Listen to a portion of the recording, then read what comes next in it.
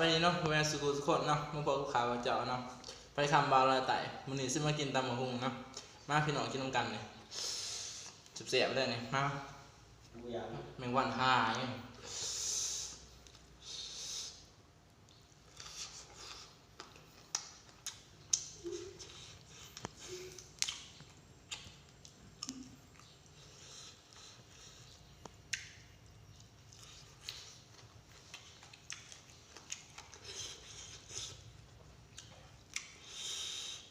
นี่ตำปลาแดงเลย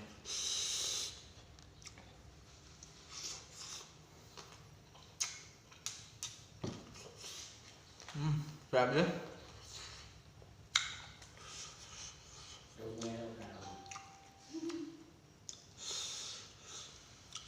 เอาวะตากล่อง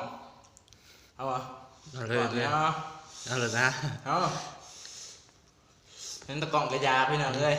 นี่เคยกินไงแซวเรียกผมนี่ข้ามง่ายเลย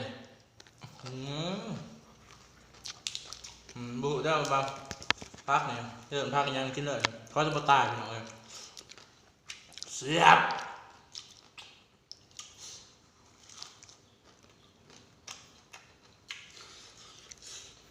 ขมเนาะขมเหมือนกัน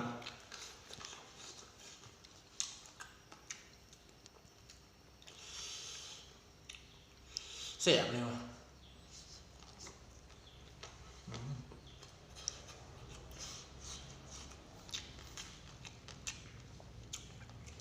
บ้านตรงนี้มาตากล่องผักคมผักเหงาคมๆหน่อย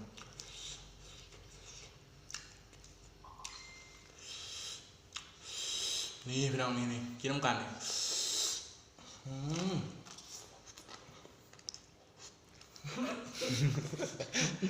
ลมบ้า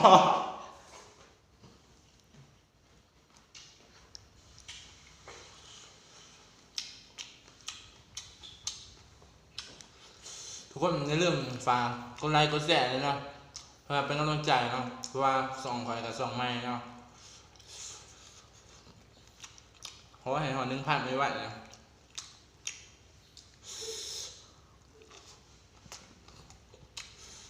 ใช่ครับนี่บ้างกันนะ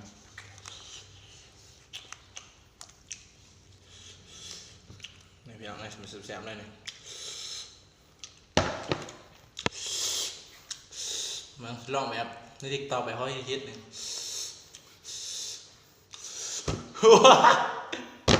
เนื้อหลังเลย